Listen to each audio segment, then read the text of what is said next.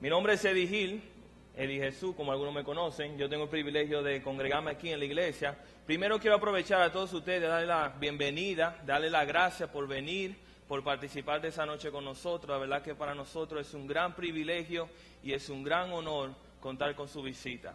Nosotros tuvimos un drama aquí ahora mismo. Ustedes vieron que tuvimos 3 personas y comenzaron a hacer como un monólogo interactivo.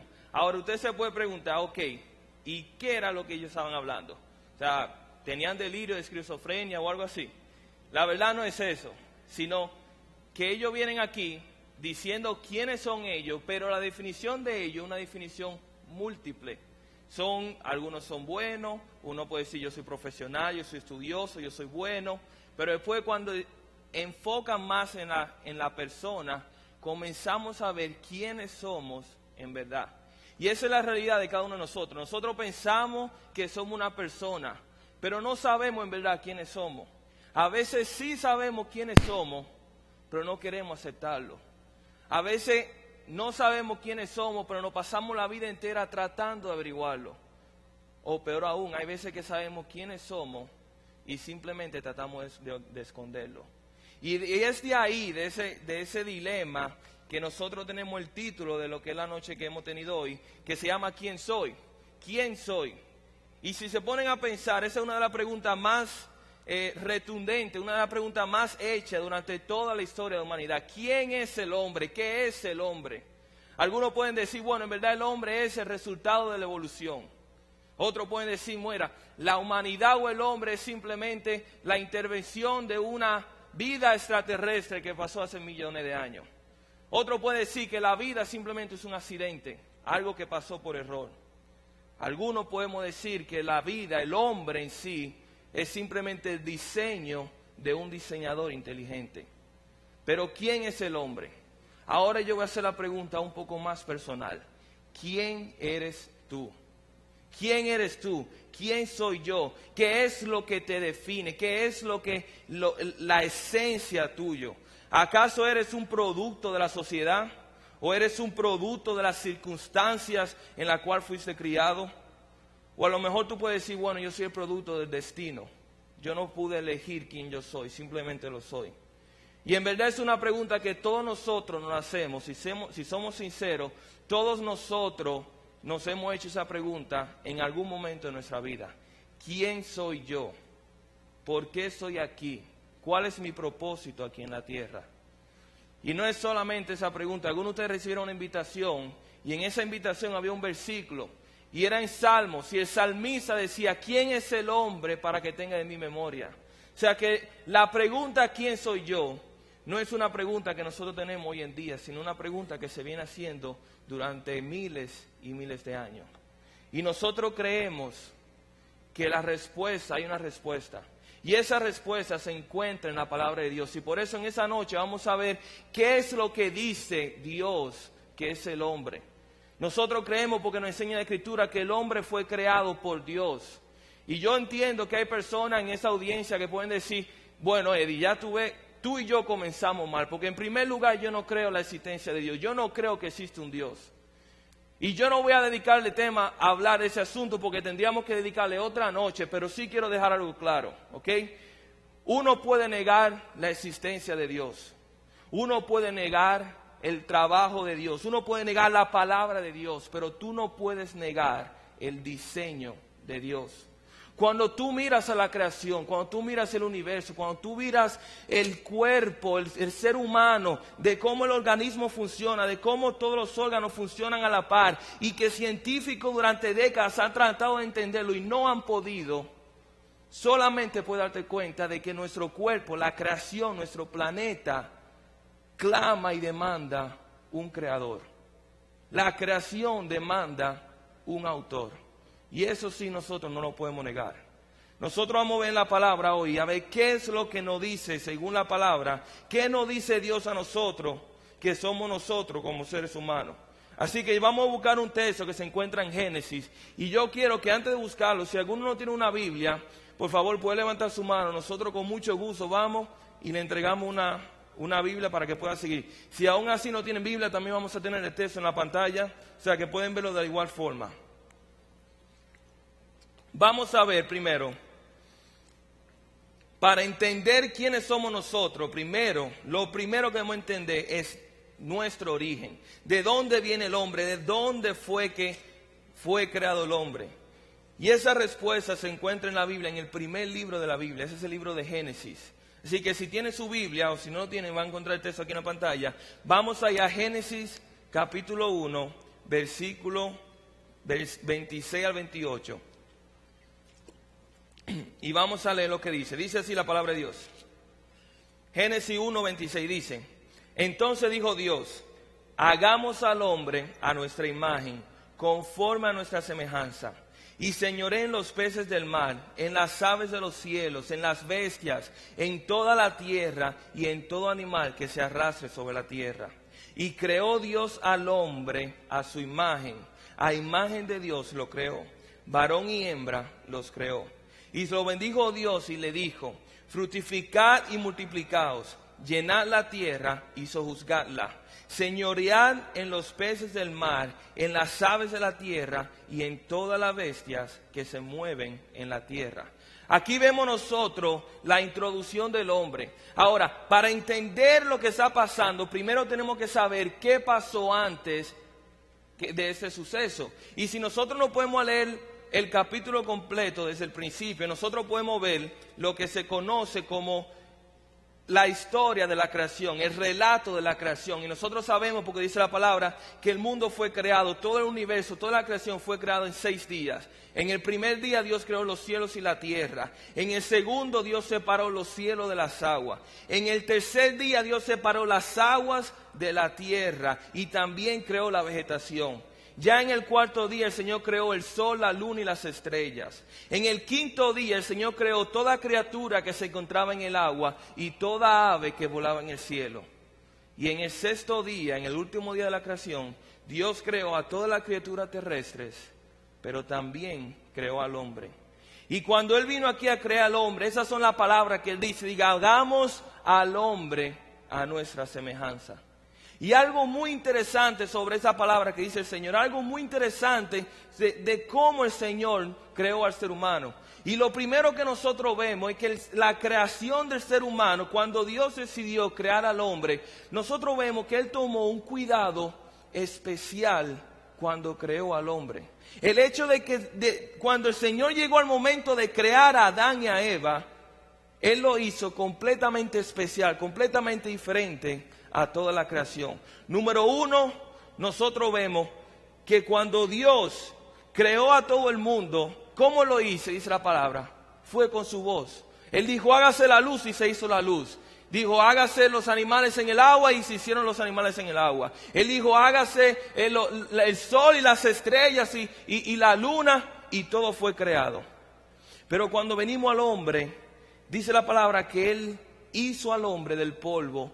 En ningún momento nosotros vemos que Él dijo, hágase al hombre, sino que Él tomó un cuidado especial en la creación. Y no solamente eso, sino que Él sopló aliento de vida. Miren cómo dice en Génesis capítulo 2, versículo 7, es en la otra página, dice así: entonces Jehová Dios formó al hombre del polvo de la tierra y sopló en su nariz aliento de vida, y fue el hombre un ser viviente. O sea que Jehová tomó al hombre, lo formó del polvo, y después que lo formó del polvo, dice la Biblia que Él sopló aliento de vida. ¿Qué quiere decir eso? Que Él sopló aliento de vida. Significa que la esencia de Dios, o sea, el espíritu, la vida de Dios, Él la transmitió al hombre, dándole hacia el hombre un alma. Ningún ser creado tiene alma, con la excepción del ser humano. Y es por eso que nosotros como seres humanos tenemos la capacidad y la habilidad de venir y tener una relación con Dios, porque Él sopló en nosotros aliento de vida. Pero nosotros vemos que fue algo especial en nuestra creación. Muchas veces cuando yo era chiquito, yo nunca supe mucho de carro. Los amigos míos siempre sabían de carro y decían, mira que mi carro es el favorito mío, que a mí me gusta el Ferrari, me gusta el GT. Y yo nada más decía, a mí me gusta el Mitsubishi Lancer, porque ese era el que había en mi casa. Y ese era el que yo conocía. Pero sí había un carro que yo conocía, que era el Jaguar. Yo no sé si es cierto, o porque muchachos, al fin, eso fue lo que me dijeron. Pero lo interesante del Jaguar, o lo que lo hacía especial a ese carro, era que era ensamblado a mano, era construido a mano. Mientras el Mitsubishi Lancer de mi casa lo hizo un robot en Japón, este fue armado con un hombre, con delicadeza. Y ya de por sí nosotros entendemos de que ese cuidado merece un trato especial. Y de la misma forma, cuando llegó a la creación y llegó al hombre, el Señor hizo un trato especial, una creación especial con nosotros. Pero no solamente vemos que fue especial en su creación, sino que también fue especial en su inspiración. Cuando Dios decidió crear al hombre, ¿cuál fue el modelo que él eligió? ¿Cuál fue la figura que él quiso imitar? Yo voy a hacer al hombre y lo voy a hacer semejante a estos animales. O yo voy a hacer el hombre y lo voy a hacer semejante al mono. O yo voy a hacer el hombre y lo voy a hacer semejante a... Llenen el blanco. No fue así. Cuando dijo el Señor, ¿qué fue lo que dijo el Señor? Hagamos al hombre a nuestra semejanza. La única creación que tuvo el privilegio de ser hecho a la imagen de Dios fuimos nosotros, los seres humanos. ¿Qué quiere decir eso, a semejanza? Si tú buscas en el diccionario, tú vas a encontrar sinónimos interesantes de la palabra semejante. Los sinónimos que nosotros encontramos es, por ejemplo, figura, o forma, o molde, o patrón, o diseño, o réplica. O sea, lo que estamos viendo aquí, que básicamente cuando Dios creó al hombre, lo hizo siguiendo el patrón, siguiendo el parámetro, siguiendo el diseño del mismo, de Dios mismo. Dios hizo al hombre a su semejanza y por eso el hombre es completamente especial a toda la creación. Cuando nosotros estudiamos las Escrituras, nosotros nos damos cuenta que el hombre se diferencia en tres cosas a toda la creación. Número uno, el Señor nos da a nosotros inteligencia. Inteligencia que no es compartida con ningún otro ser viviente, ningún otro ser creado por el Señor. Pero no solamente compartimos la inteligencia, sino que compartimos emociones. Compartimos emociones de poder sentir felicidad o poder sentir tristeza, de poder sentir gozo o de poder sentir decepción. Pero también tenemos el atributo de que tenemos voluntad. Tenemos la capacidad para hacer decisiones, tenemos la capacidad para evaluar y en base a nuestro juicio tomar la decisión que nos convenga a nosotros. Pero poca, para decir ninguna de la creación, tiene esos privilegios. Y es porque nuevamente nosotros fuimos creados a imagen y semejanza de Dios. O sea que vemos que Dios fue especial cuando nos creó, fue especial en el modelo que Él hizo, pero también fue especial en el trato que Él nos dio, en la responsabilidad que Él nos dio a nosotros. Nosotros no vemos que ninguna creación recibió responsabilidad, solamente el hombre. ¿Y cuál fue esa responsabilidad que le dio el hombre?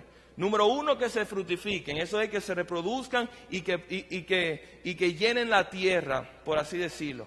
Pero en segundo, el Señor le mandó a Adán, le mandó al ser humano que gobierne sobre la creación. O sea, todo lo que Dios creó, o sea, su creación, Dios le dio la autoridad a Adán, le dio la autoridad al hombre para que gobierne su creación. Y eso es una responsabilidad sumamente especial que ninguna otra creación recibió, el cual Dios encomendó al hombre que cuide, que vele, que gobierne su creación. Pero no solamente dijo que gobierne su creación, también le bendijo en ese momento. Cuando Dios hizo al hombre, ¿cuál fue la palabra que Él dice? Él dice aquí, y los bendijo Dios. Lo primero que le dijo Dios al hombre, las primeras palabras que le dijo Dios al hombre, fueron bendecir. Yo te bendigo. Y aunque sabemos que toda la creación fue bendita porque Dios la hizo, aquí vemos una doble bendición sobre el hombre que no disfrutó ninguna otra creación. Diciéndonos nosotros que verdaderamente el Señor se gozó, se deleitó, se sintió complacido y contento al crear al ser humano. También nosotros vemos de que no solamente fue especial, pero también cuando el Señor creó al hombre, lo creó con un propósito. Y eso fue un propósito en específico. ¿Y cuál fue ese propósito? Para que el hombre tenga comunión con Dios. El propósito por el cual el hombre fue creado no fue solamente para que gobierne la tierra, no fue para que reproduzca, aunque esos son propósitos secundarios. La razón principal por la cual Dios creó al hombre era para que el hombre pueda tener una comunión, pueda tener una intimidad con Dios. Dios quiso tener una relación con el hombre. Y nosotros vemos evidente en el jardín del Edén, donde dice la palabra que Dios se paseaba libremente, disfrutaba libremente de la comunión que él tenía con el hombre. Lo que nos da a entender a nosotros, número uno, que el hombre no fue un accidente tampoco. La creación del hombre no fue un accidente, porque el hecho de que fuera un accidente implica que hubo un error. Si tú tienes un accidente es porque algo pasó que no estaba previsto. Pero Dios es un Dios perfecto y no comete errores. Dios al crear al hombre no lo creó por error, lo creó con un propósito, y ese propósito no escapa de su plan. Ni tú ni yo, si hoy tenemos vida, fue porque el Señor así lo quiso. Dios no comete errores con nosotros. Si tú y yo tenemos vida es porque Dios es aquel que da y quita la vida, y de por ende Él nos hizo a nosotros con ese propósito. Ya nosotros vemos el origen, la creación del hombre, vemos la especialidad, vemos el cuidado que tomó el Señor. Pero no solamente eso, sino vemos el propósito específico para que nosotros tengamos esa comunión, para que tengamos esa relación cercana con el Señor. Una relación perfecta. Y ojalá yo pudiera detenerme aquí y decir, hermano, eso fue todo, muchas gracias, sigamos con nuestra vida. Pero ahí no fue donde termina la historia. La historia sigue en los siguientes capítulos y ahora nosotros vemos cómo el hombre es presentado a otro personaje, y ese es el personaje de Satanás. ¿Y quién es el personaje de Satanás? Nosotros sabemos que por la Escritura ese personaje de Satanás es aquel que fue un ángel en algún momento y su orgullo y deseo de ser como Dios le costó a él su posición, el cual fue derrotado, y fue enviado a vivir aquí en la tierra y simplemente ser el padre del mal y padre de toda mentira. Pero miren lo interesante que dice aquí. Vayan conmigo a Génesis capítulo 3. Génesis capítulo 3 y versículo 1. Y vamos a ver la primera vez que aparece aquí en escena el personaje de Satanás, el personaje del diablo. Dice así, en Génesis capítulo 1, del versículo 1 al 5, dice: pero la serpiente era astuta, más que todos los animales del campo que Jehová Dios había hecho. La cual dijo a la mujer: con que Dios os has dicho, no comáis de todo árbol del huerto. Y la mujer respondió a la serpiente: del fruto de los árboles del huerto podemos comer, pero del fruto del árbol que está en el medio del huerto, dijo Dios, no comeréis de él, ni le tocaréis, para que no muráis. Entonces la serpiente dijo a la mujer: no moriréis, sino que sabe Dios que el día que comáis de él, serán abiertos vuestros ojos y seréis como Dios, sabiendo el bien y el mal. ¿Qué está pasando aquí? Nuevamente, Dios creó al hombre, creó su creación en 6 días, el séptimo día descansó. La Biblia no nos dice cuánto tiempo pasó entre capítulo 1 y capítulo 2, pero nosotros sabemos aquí que en algún momento de la creación, en algún momento del principio, viene el personaje de Satanás y entonces comienza a tener un papel en este pasaje. Y lo primero que le dice, con que Dios te dijo que no tome de aquel árbol. ¿Cómo así? Si nosotros vemos el capítulo 2, nosotros nos damos cuenta que el Señor creó árboles y le dijo a Adán y Eva: mire, ustedes pueden tomar todos los árboles que se encuentran aquí. De todos los árboles que ustedes ven, ustedes pueden comer y ustedes pueden hacer fruto. De lo que ustedes quieran pueden hacer con esos árboles. Pero hay un árbol, el árbol del bien y del mal, que ese no lo pueden comer. Ese está prohibido, porque el día que lo comiereis, morirán. Esa fue la advertencia. Pero viene entonces Satanás y toma esa advertencia y comienza a manipularla. Nosotros sabemos, porque dice la Escritura, que Satanás es el padre de toda mentira. Él es un mentiroso, su esencia es la mentira. De hecho, lo dice aquí en la palabra, en Juan capítulo 8, versículo 44, dice aquí: sois de vuestro padre el diablo, y queréis hacer los deseos de vuestro padre. Él fue un homicida desde el principio y no se ha mantenido en la verdad, porque no hay verdad en él. Cuando habla mentira, habla de su propia naturaleza, porque es mentiroso y padre de la mentira. Entonces nosotros vemos aquí que verdaderamente Satanás, es el padre de toda mentira. Y cuando él habla mentira, él no está copiando a nadie, él no está imitando a nadie, él no está haciendo algo que él aprendió. La mentira es la esencia de Satanás. Él es el mentiroso, él es el padre de toda mentira, él es el que genera la mentira aquí en el mundo.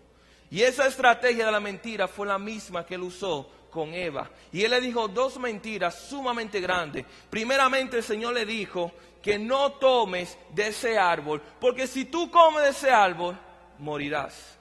Sin embargo, ¿qué fue lo que le dijo Satanás? Tú no vas a morir. Eso es mentira. Y vemos cómo Satanás manipuló la palabra de Dios y mintió diciendo que lo que iba a pasar, lo que dijo Dios, en verdad Dios estaba hablando mentira. Eso no es como Él lo dijo. Y es por eso que Satanás es el padre de la mentira. Déjame decirle que la misma estrategia que usó con Adán y Eva es la misma estrategia que ha usado toda la historia de la humanidad. Y es la misma estrategia que sigue usando hoy en día. Cuando dice la palabra de Dios y nosotros estudiamos y nos enseña a nosotros de que la homosexualidad es pecado, ¿qué es lo que nos dice Satanás? ¿Qué es lo que nos dice el mundo? No, espérate. La homosexualidad es algo natural, se encuentra en los genes, como si Dios los creó así. Cuando nosotros vemos la palabra que dice que verdaderamente la felicidad solamente se encuentra en Dios, la felicidad absoluta solamente se encuentra en Dios, ¿qué es lo que nos dice Satanás? Eso es mentira. Tú puedes ser feliz con posesiones, tú puedes ser feliz con logros personales, tú puedes ser feliz con la relación en la cual tú te involucres. Lo que dice Dios en su palabra es mentira. Pero muchas veces la mentira puede ser algo directo, hay veces que no. Hay veces que la mentira puede ser una verdad a medias. El hecho de tomar la verdad, que parezca la verdad, pero con un pequeño cambio, con una pequeña alteración. Y eso también es mentira. Por ejemplo, cuando nosotros vemos la Escritura que dice la palabra que solamente en Cristo y solamente a través de Cristo hay salvación. Como decía Jonathan ahorita, yo soy el camino, la verdad y la vida. Nadie viene al Padre si no es por mí. Solamente Cristo se encuentra salvación. ¿Y qué viene y dice Satanás? Verdaderamente sí, Cristo es necesario para la salvación. Pero mira, tú también debes hacer eso, debes tratar de ser una buena persona, debes tratar de ir a la iglesia, tienes que leer tu Biblia, tienes que participar en las actividades de la iglesia y siempre da lo mejor de ti. Una verdad media. Pero también nosotros vemos cuando la palabra dice que verdaderamente la palabra de Dios es perfecta, quiere decir sin error, y que es la palabra divina de Dios. O sea que cuando leemos la Biblia sabemos que estamos leyendo la palabra de Dios. Satanás nos dice a nosotros, en verdad sí, la palabra de Dios es muy buena y un libro muy moral, pero al fin y al cabo fue un libro hecho por hombres y al fin y al cabo también puede equivocarse. Y nuevamente nosotros creemos la mentira, así como la creó, como se la creyó Eva, hoy en día nosotros seguimos creyendo esa mentira. Pero no solamente mintió acerca de la palabra de Dios, sino que peor aún, Satanás mintió en contra del carácter de Dios y del personaje de Dios. ¿Qué fue lo que le dijo Satanás a Eva? Le dijo, mira, si tú comes de ese fruto, sabe Dios que tú vas a ser igual a Él. Sabe Dios que tú vas a ser como Él, sabiendo el bien y el mal. Y aunque ciertamente iban a saber el bien y el mal, no iban a ser igual a Dios. Pero lo que Satanás quiso decir con eso es, mira, Dios sabe que si tú tomas de ese fruto, vas a ser como Dios. Y Dios no quiere que nadie sea como Él. Él va a sentir celos, Él va a sentir envidia, Él es egoísta y Él no quiere compartir su deidad con otra persona. Y es por eso que Él te dijo que no lo tomes, porque Él es celoso, porque Él es egoísta. En esencia fue lo que dijo. Cuando nosotros sabemos, número uno, que no fue por egoísmo y tampoco fue por egoísmo ni tampoco fue por celos, porque si hubiera sido por celos, ¿ok? En primer lugar, el Señor nunca hubiera hecho al hombre a su imagen. Y si hubiera sido por egoísmo, tampoco le hubiera dado al hombre el poder y la potestad de gobernar sobre la creación. Sin embargo, Satanás tomó el carácter de Dios y le dijo, no, espérate, Dios no es como tú piensas que Él es. Lo que dice Dios de sí, en verdad, eso no es lo que pasa. Y lamentablemente es otra mentira que nosotros creemos hoy en día. Cuando nosotros decimos y vemos la palabra que Dios es amor, lo primero que nosotros pensamos, si Dios es amor, ¿por qué hay tantas personas que sufren en el planeta? Sabemos que Dios es bueno, sí, Dios es bueno, pero si Dios es bueno, entonces ¿por qué permitió que mis padres se divorciaran? O mira, dice la Biblia que Dios es justo. Si Él es justo, ¿por qué el corrupto siempre prevalece? Y el justo es el que sufre. O cuando dice la palabra que verdaderamente Dios es perfecto, Satanás nos dice, en verdad, también Dios se equivoca. Y cuando nos dice la palabra que Dios es eterno, ¿qué nos dice Satanás? Dios no existe. Nuevamente, no solamente atacando la palabra de Dios, sino atacando el carácter de Dios. Somos muy diligentes para escuchar al diablo, pero también somos muy diligentes para cerrar nuestro oído a Dios. Dijo una vez Billy Graham, que fue un evangelista, un predicador, él dijo que nosotros vivimos en una sociedad que procura no ofender a nadie, menos a Dios. Nosotros procuramos no ofender a nadie, procuramos ser tolerantes con todo el mundo, menos con Dios. Y verdaderamente ese fue el engaño de Satanás, y tanto Adán como Eva creyeron la mentira de Satanás y cayeron en la trampa de Satanás. ¿Y qué dice la palabra? Que ellos pecaron. Y aquí vemos cómo el pecado llegó al mundo. ¿Qué es el pecado en primer lugar? ¿Qué es el pecado? El pecado no es simplemente una cosa mala. El pecado no es simplemente algo moralmente malo. El pecado es cualquier cosa que va en contra de la personalidad de Dios. Cualquier cosa que yo haga o que yo piense acerca de algo de mí mismo que vaya en contra de lo que Dios dice o lo que Dios es, eso es pecado. Y en ese momento entró el pecado por la desobediencia, por el orgullo de Eva y de Adán. Por esa desobediencia entró el pecado al mundo. Y dice la palabra de Dios que una vez que entró el pecado, también entró la muerte como consecuencia. Dice Romanos 3:23, dice, por cuanto todos pecaron y están destituidos de la gloria de Dios. ¿Qué quiere decir eso? Por culpa del pecado que nosotros llevamos, estamos destituidos, estamos separados, estamos completamente alejados de Dios. Un ser humano que fue creado, recuérdense que fue creado para disfrutar la compañía y la presencia y la comunión de Dios. Un ser humano que fue creado para vivir en armonía con Dios. Por culpa del pecado, esa armonía y esa relación ha sido quebrantada. Por culpa del pecado, esa relación ha sido separada. Porque Dios es un Dios santo, perfecto y puro. Y no puede tener relación con un ser que sea pecador, corrompido y pervertido. No puede tener esa relación, no puede tener esa comunión. Y por eso, por culpa del pecado, nosotros vemos que entró ese castigo de no solamente ser separado de Dios, pero también el castigo de la muerte, de la condenación eterna. Y esa condenación, ese castigo, esa maldición, lamentablemente tengo que decirle, tú y yo también la recibimos. Esa maldición y esa condenación, tú y yo la recibimos por cuanto tú y yo también somos pecadores. Dice la palabra en Romanos 5:12, dice, por tanto, como el pecado entró en el mundo por un hombre y por el pecado la muerte, así la muerte pasó a todos los hombres por cuanto todos pecaron. Tú y yo somos pecadores. Tú no puedes decirme a mí que tú eres una persona perfecta porque tú muy bien sabes los pecados que has cometido. Tú muy bien sabes las veces que has defraudado. Y un solo pecado es suficiente para denominarte como pecador.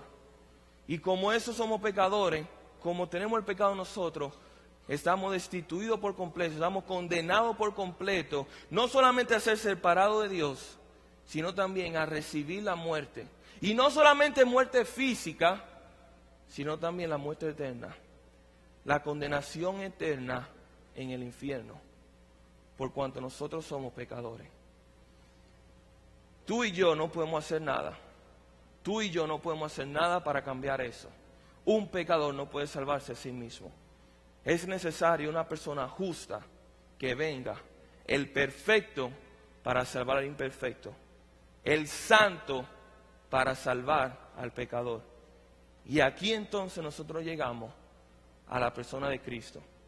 Durante muchos años, durante miles y miles de años, el Señor prometió la venida de su Hijo. Él prometió desde Génesis que esa relación que fue quebrantada, esa unión de Dios y el hombre que fue separada por culpa del pecado, un día el Señor iba a venir a la tierra y iba a rescatar al hombre de su condenación y lo iba a salvar y lo iba a restaurar para que nuevamente podamos disfrutar el propósito para el cual fuimos creados, que fue para disfrutar la presencia de Dios, tener comunión con Dios. Pero esa libertad tuvo un precio, y ese precio era la muerte. Vayan conmigo a Lucas capítulo 19, versículo 10, y vamos a leer un solo versículo. Lucas capítulo 19, versículo 10. Miren lo que dicen. Lucas capítulo 19, versículo 10 dice: porque el Hijo del Hombre, ¿quién es el Hijo del Hombre? Aquí estamos hablando de la persona de Cristo. Ya no encontramos en los evangelios del Señor Jesucristo. Ya Jesucristo vino aquí a la tierra y dice: porque el Hijo del Hombre vino a buscar y a salvar lo que se había perdido.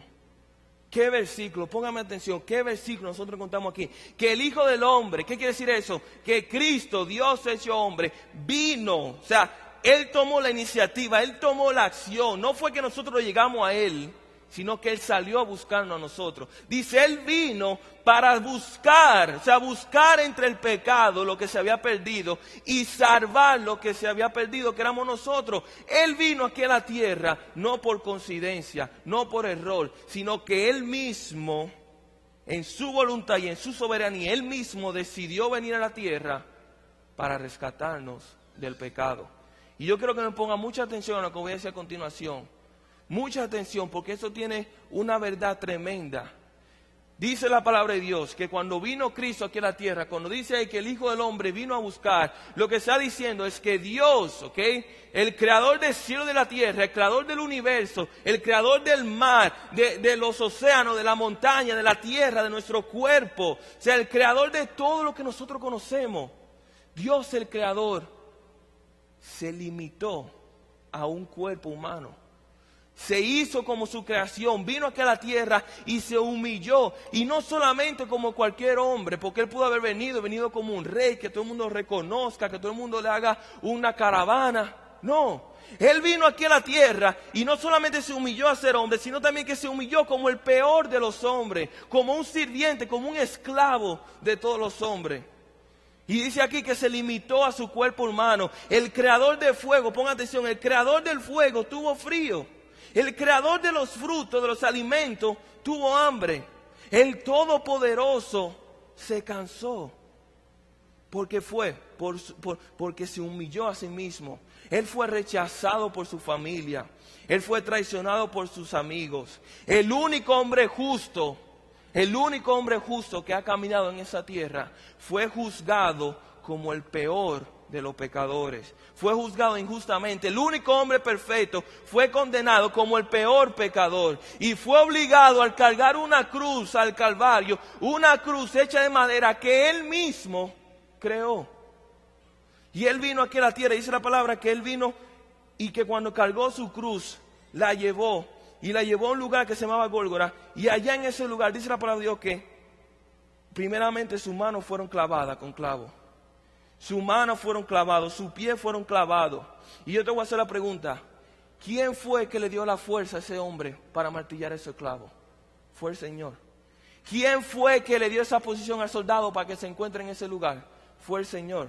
¿Quién fue que diseñó el sistema nervioso humano de manera que cada vez que el Señor recibía un martillazo, ese martillazo sentía el total y pleno dolor?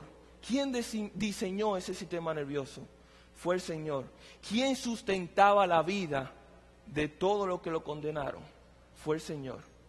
Pero Él no escatimó eso, no le puso atención a eso, sino que vino aquí a la tierra, fue crucificado, dice la palabra de Dios que le pusieron una corona de espinas, fue maltratado, fue torturado, dice la palabra de Dios que incluso que su barba que fue arrancada por completo, su rostro tú lo veías, y cuando tú veías el rostro de nuestro Señor, tú no podías decir que era un ser humano. Dice la palabra de Dios que su rostro fue completamente desfigurado por la golpiza y por todos los golpes que recibió. Y en esa condición humillada, lo levantaron en la cruz. En la peor muerte posible, porque no simplemente fue cualquier muerte, en la peor muerte posible de aquel entonces, la peor cadena de muerte que se podía dar a una persona era la cadena de la cruz. Y él fue condenado a la cruz, fue levantado en esa cruz, y allá en esa cruz estuvo colgando por 6 horas y sufrió una muerte lenta y dolorosa, donde por 6 horas fue asfixiado. La forma en que él se ponía los brazos prohibía, evitaba que el Señor pudiera respirar. Y para él tener que respirar, él tenía que de su propio pie empujarse hacia arriba para poder respirar y volver otra vez a agonizar por el dolor. Y eventualmente, después de 6 horas, su cuerpo no aguantó y murió. Y entregó su vida y entregó su espíritu. ¿Por qué? ¿Por qué tanto sufrimiento? ¿Por qué tanto dolor? ¿Por qué tanto sacrificio? Por ti y por mí. Porque ese sacrificio que Él tuvo, tú y yo lo merecíamos. Ese dolor que Él tuvo, tú y yo lo merecíamos. Esa muerte que Él sufrió, era la muerte que yo merecía y que tú merecías. Pero por amor a ti, por amor a mí, Él dijo, yo voy a tomar tu lugar, yo voy a sufrir tu condenación. Yo voy a entregar mi vida para que tú tengas vida. Yo voy a morir en tu lugar para que tú tengas vida. Gracias a Dios, Él resucitó al tercer día. Y al resucitar al tercer día, Él probó que Él era Cristo, que Él era Dios y que Él tenía el poder para perdonar los pecados y el poder para salvarnos. Y dice la palabra de Dios que si nosotros creemos eso, si nosotros ponemos nuestra fe y confianza en Cristo Jesús, que nosotros venimos a ser hijos de Dios. Y ya cuando te pregunta, como hicimos la obra, ¿quién soy yo? Con orgullo y con fe en el Señor, tú puedes decir, yo soy un hijo de Dios, declarado santo por la sangre del Hijo de Dios. Pero solamente viene, primeramente, humillando y reconociendo nuestros errores, reconociendo nuestro pecado, y segundo, aceptando el regalo de la salvación. Vamos a orar. Yo quiero que todo el mundo baje la cabeza, por favor. Todo el mundo baje la cabeza, los ojos cerrados. Nadie mirando a nadie, nadie hablando con nadie. Vamos a tener un tiempo personal.